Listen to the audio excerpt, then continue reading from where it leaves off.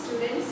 ഇന്ന് നമ്മൾ പഠിക്കാൻ പോകുന്നതെന്ന് പറയുന്നത് NIOSന്റെ 10th ഇംഗ്ലീഷിന്റെ 7ാമത്തെ ചാപ്റ്റർ ആയിട്ടുള്ള ഷൂഷൈൻ എന്ന് പറയുന്ന ലെസണിന്റെ ഗ്രാമർ പാർട്ടാണ് നമ്മൾ ഇന്ന് പഠിക്കാൻ പോകുന്നത്.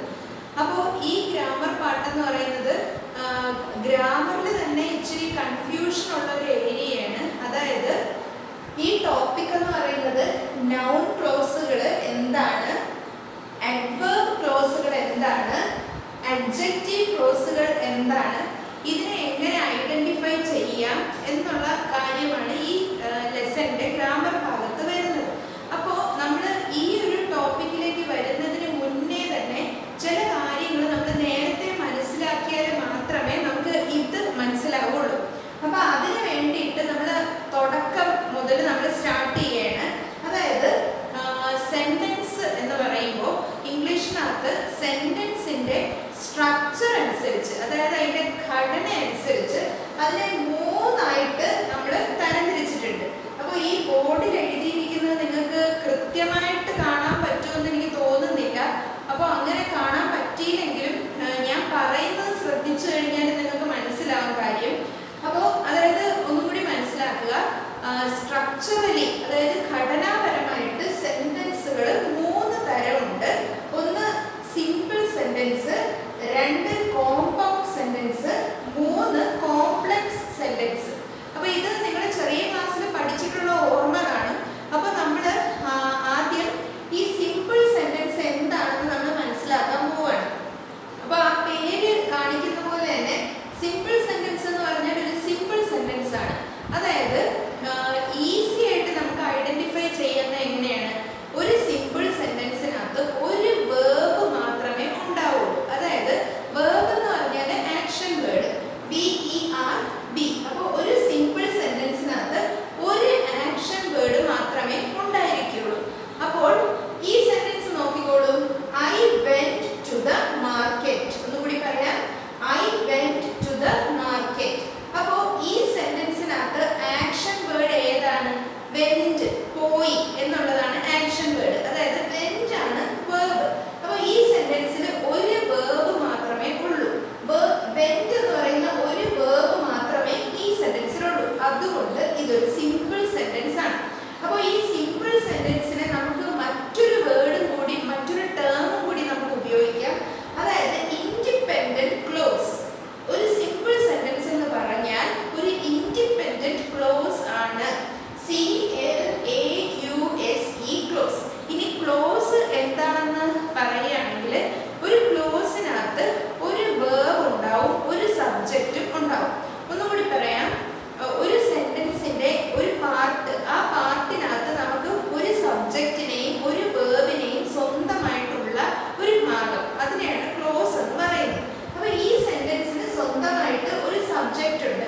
I എന്ന് പറയുന്നതാണ് സബ്ജക്റ്റ്. അതായത് ഒരു സെന്റൻസിനകത്ത് ക്രിയ ചെയ്യുന്ന ആൾ, അതായത് കർത്താവ്, അതിനെയാണ് സബ്ജക്റ്റ് എന്ന് പറയുന്നത്. അപ്പോൾ I ആണ് ഇവിടുത്തെ സബ്ജക്റ്റ്, went ആണ് ഇവിടുത്തെ വേർബ്. അപ്പോൾ സബ്ജക്റ്റും ഉണ്ട്, വേർബും ഉണ്ട്. അതുകൊണ്ട് ഇതൊരു ക്ലോസ് ആണ്. അല്ലെങ്കിൽ ഒരു സിമ്പിൾ സെന്റൻസിനെ നമുക്ക് ഇൻഡിപെൻഡന്റ് ക്ലോസ് എന്ന് പറയാം. അതായത് സ്വന്തമായിട്ട് നിൽക്കാൻ കഴിയുന്ന ഒരു ഭാഗം, ഒരു സെന്റൻസ് ആണ് ഇൻഡിപെൻഡന്റ് ക്ലോസ് എന്ന് പറയുന്നത്. അല്ലെങ്കിൽ an independent clause can stand by itself. ഒറ്റയ്ക്ക് നിൽക്കാൻ സാധിക്കുന്ന ഒരു സെന്റൻസ്, അതിനെയാണ് ഇൻഡിപെൻഡന്റ് ക്ലോസ് എന്ന് പറയുന്നത്. ഇനി നമുക്ക് അടുത്ത ടൈപ്പ് ഓഫ് സെന്റൻസ്, അതായത് കോമ്പൗണ്ട് സെന്റൻസ് എന്താണെന്ന് നോക്കാം.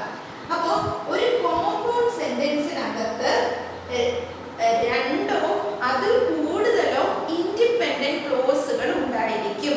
ഈ 2 ഇൻഡിപെൻഡന്റ് ക്ലോസ് നമുക്ക് എടുക്കാം സിമ്പിൾ ആയിട്ട്. 2 ഇൻഡിപെൻഡന്റ് ക്ലോസ് ഉണ്ടായിരിക്കും. ഈ 2 ഇൻഡിപെൻഡന്റ് ക്ലോസുകളെയും തമ്മിൽ ഒരു കൺജങ്ഷൻ കൊണ്ട് ബന്ധപ്പെടുത്തിയിട്ടുണ്ടാവും.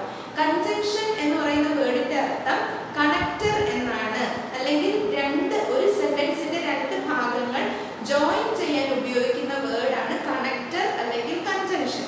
അതായത് ഇവിടെ കോമ്പൗണ്ട് സെന്റൻസ് എന്ന് പറയുമ്പോൾ 2 ഇൻഡിപെൻഡന്റ് ക്ലോസുകളെ തമ്മിൽ ഒരു കോഓർഡിനേറ്റിംഗ് കൺജങ്ഷൻ ഉപയോഗിച്ച് ബന്ധപ്പെടുത്തിയിട്ടുണ്ടാവും.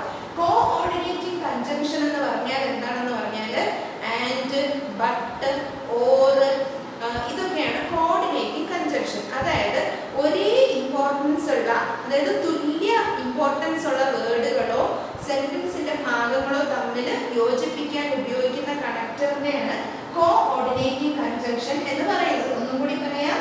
കോമ്പൗണ്ട് സെന്റൻസ് എന്ന് പറഞ്ഞാൽ രണ്ട് ഇൻഡിപെൻഡന്റ് ക്ലോസുകളെ ഒരു കോഓർഡിനേറ്റിംഗ് കൺജങ്ഷൻ കൊണ്ട് ബന്ധപ്പെടുത്തിയിരിക്കുന്നതിനെയാണ് കോമ്പൗണ്ട് സെന്റൻസ് എന്ന് പറയുന്നത്. എക്സാമ്പിൾ നോക്കുമ്പോൾ നിങ്ങൾക്ക് മനസ്സിലാകും.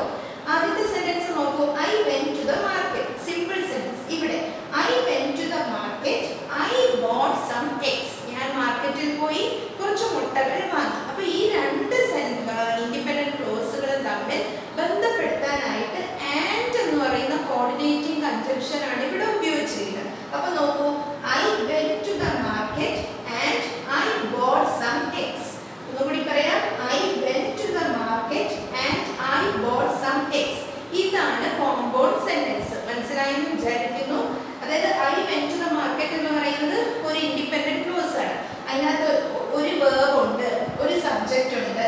ഇനി ഐ ബോട്ട് സം എഗ്സ്, അതും ഒരു ഇൻഡിപെൻഡന്റ് ക്ലോസ് ആണ്. അതിനും ഒറ്റയ്ക്ക് നിൽക്കാൻ സാധിക്കും. ഐ ബോട്ട് സം എഗ്സ് എന്ന് പറഞ്ഞാൽ ആ സെന്റൻസിന് ഒറ്റയ്ക്ക് നിൽക്കാൻ സാധിക്കും. ഐ എന്ന് പറയുന്ന സബ്ജക്റ്റ് ആണ്, ബോട്ട് എന്ന് പറയുന്നത് വേർബും ആണ്. അപ്പൊ ഈ രണ്ട് ഇൻഡിപെൻഡന്റ് ക്ലോസുകളും തമ്മിൽ ബന്ധപ്പെടുത്താൻ ആൻഡ് എന്ന് പറയുന്ന കോർഡിനേറ്റിംഗ് കൺജങ്ഷൻ ഉപയോഗിച്ചിരിക്കുന്നു. അതുകൊണ്ട് ഇതൊരു കോമ്പൗണ്ട് സെന്റൻസ് ആണ്.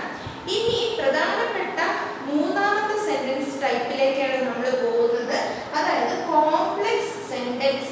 കോംപ്ലക്സ് സെന്റൻസ് എന്ന് പറയുമ്പോൾ ആ പേര് സൂചിപ്പിക്കുന്നത് പോലെ തന്നെ അതിന് ഇച്ചിരി കോംപ്ലക്സിറ്റി ഉണ്ട്. അതായത് നോക്കാം. കോംപ്ലക്സ് സെന്റൻസിനകത്ത് ഒരു ഇൻഡിപെൻഡന്റ് ക്ലോസും ഉണ്ടായിരിക്കും, ഒരു സബോർഡിനേറ്റിംഗ് ക്ലോസും ഉണ്ടായിരിക്കും. അല്ലെങ്കിൽ ഒരു കോംപ്ലക്സ് സെന്റൻസിനകത്ത് ഒരു ഇൻഡിപെൻഡന്റ് ക്ലോസും ഉണ്ടായിരിക്കും, ഒരു ഡിപെൻഡന്റ് ക്ലോസും ഉണ്ടായിരിക്കും. ഡിപെൻഡന്റ് ക്ലോസിനെയാണ് നമ്മൾ സബോർഡിനേറ്റിംഗ് ക്ലോസ് എന്ന് പറയുന്നത്. അതായത് ഈ എക്സാമ്പിൾ നോക്കുമ്പോൾ നിങ്ങൾക്ക് മനസ്സിലാകും. നോക്കിക്കൊള്ളുക. I was on leave yesterday because I had fever.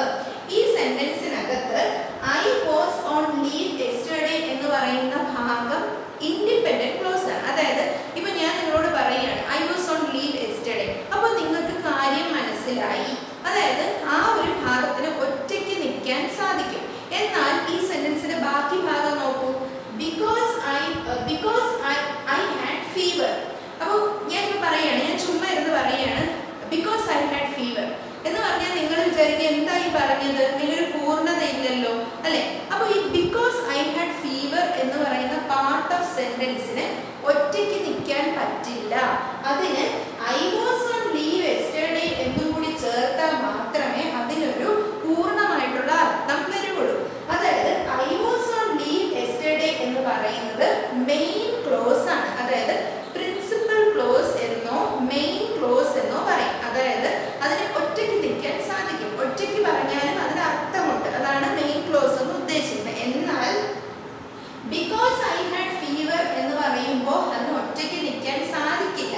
ആ ഭാഗത്തിന് ഈ മെയിൻ ക്ലോസിനെ ഡിപ്പെൻഡ് ചെയ്ത് മാത്രമേ നിൽക്കാൻ പറ്റുള്ളൂ. അതായത് ഒരു അമ്മ കുഞ്ഞിനെ ക്യാരി ചെയ്യുന്നത് പോലെ, അമ്മ എന്ന് പറയുന്നത് പ്രിൻസിപ്പൽ ക്ലോസ് അല്ലെങ്കിൽ മെയിൻ ക്ലോസ്, കുഞ്ഞ് എന്ന് പറയുന്നത് സബോർഡിനേറ്റിംഗ് ക്ലോസ് അല്ലെങ്കിൽ ഡിപ്പെൻഡന്റ് ക്ലോസ്. കുഞ്ഞിന് അമ്മയുടെ സഹായം ഇല്ലാതെ നിലനിൽക്കാൻ സർവൈവ് ചെയ്യാൻ പറ്റില്ല. അതാണ് സിമ്പിൾ ആയിട്ട് സബോർഡിനേറ്റിംഗ് ക്ലോസ് എന്ന് പറഞ്ഞാൽ എന്താണെന്ന് നിങ്ങൾ മനസ്സിലാക്കേണ്ടത്. അപ്പോൾ because I had fever എന്ന് പറയുന്നതാണ് സബോർഡിനേറ്റിംഗ് ക്ലോസ്. ഇനി നമ്മുടെ മെയിൻ ഭാഗത്തിലേക്ക് വരാം. അപ്പോൾ ഈ സബോർഡിനേറ്റിംഗ് ക്ലോസ് എന്ന് പറയുന്നത് 3 ടൈപ്പ് ഉണ്ട്. അതാണ് ഈ ലെസണിലെ ഗ്രാമർ പാർട്ടായിട്ട് നിങ്ങൾ പഠിക്കാൻ പോകുന്നത്.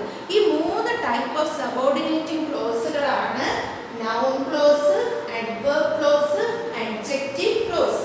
ഇനി നിങ്ങൾ പഠിക്കാനുള്ളത്, ഒരു സെന്റൻസ് തന്നു കഴിഞ്ഞാൽ അതിന്റെ മെയിൻ ക്ലോസ് ഏതാണ്, സബോർഡിനേറ്റിംഗ് ക്ലോസ് ഏതാണ്, ഇനി സബോർഡിനേറ്റിംഗ് ക്ലോസ് ഏത് സബോർഡിനേറ്റിംഗ് ക്ലോസ് ആണ്, അതായത് അത് നൗൺ ക്ലോസ് ആണോ, അഡ്വർബ് ക്ലോസ് ആണോ, അഡ്ജക്റ്റീവ് ക്ലോസ് ആണോ എന്നുള്ളത് ഐഡന്റിഫൈ ചെയ്യാനാണ് നിങ്ങൾ പഠിക്കാനുള്ളത്. അപ്പോൾ ഇത് ഐഡന്റിഫൈ ചെയ്യാനായിട്ട് ഒരു സിമ്പിൾ ആയിട്ടുള്ള ഒരു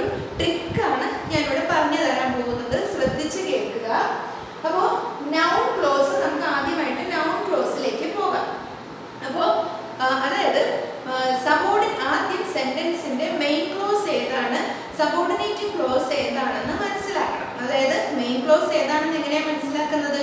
ഒറ്റയ്ക്ക് നിൽക്കാൻ പറ്റുന്ന സെന്റൻസിന്റെ ഭാഗമാണോ എങ്കിൽ അത് main clause.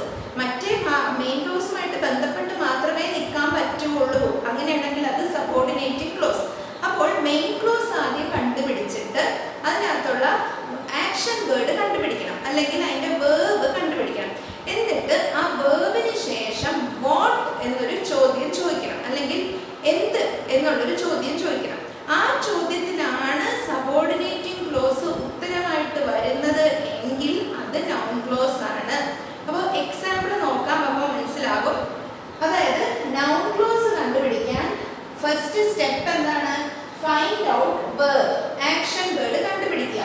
Ask question what, what എന്നൊരു ക്വസ്റ്റ്യൻ ചോദിക്കുക. എന്നിട്ട് if subordinating clause is an answer to what, ഈ subordinating clause വാട്ടിന് ഉത്തരമായിട്ടാണ് വരുന്നതെങ്കിൽ അത് noun clause ആണ്.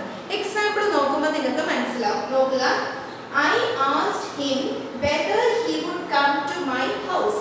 അപ്പോൾ ഇതിനകത്ത് മെയിൻ ക്ലോസ് ഏതാണ്, സബോർഡിനേറ്റിംഗ് ക്ലോസ് ഏതാണെന്ന് ആദ്യം നമുക്ക് നോക്കാം.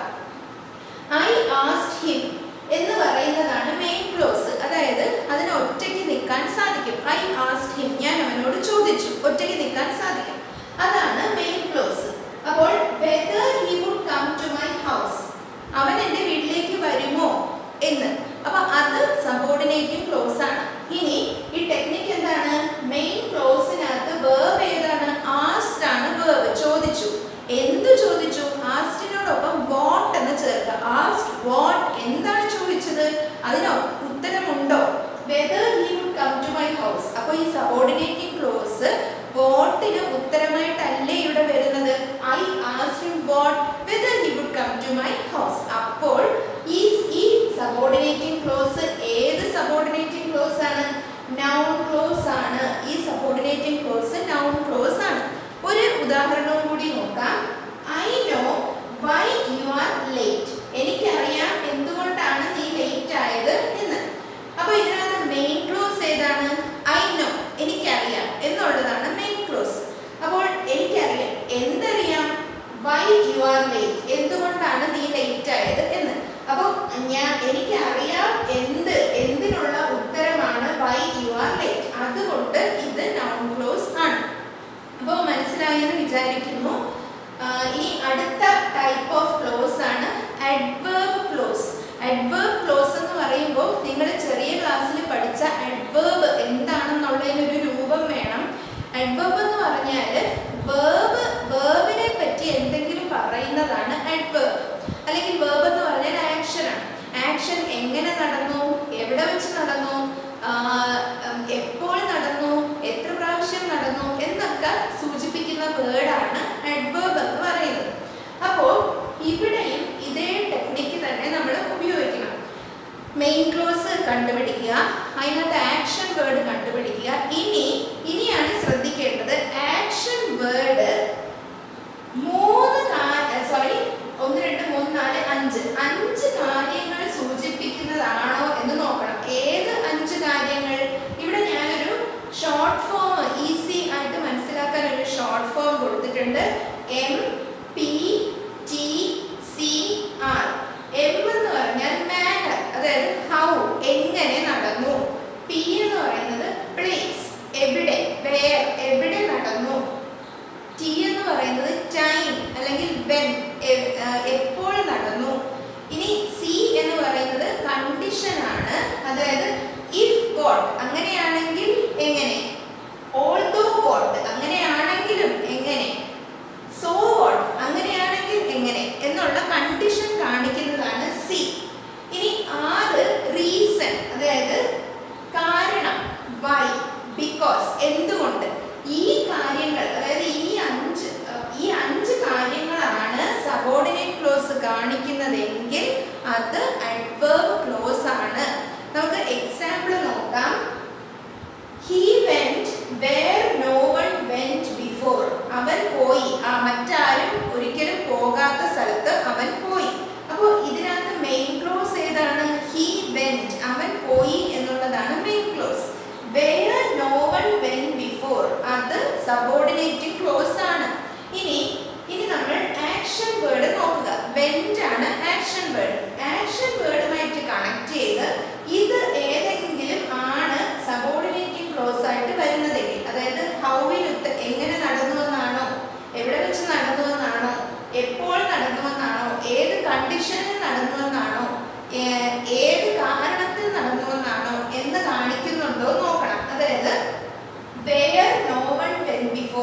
ആരും പോകാത്ത സ്ഥലത്തേക്ക്.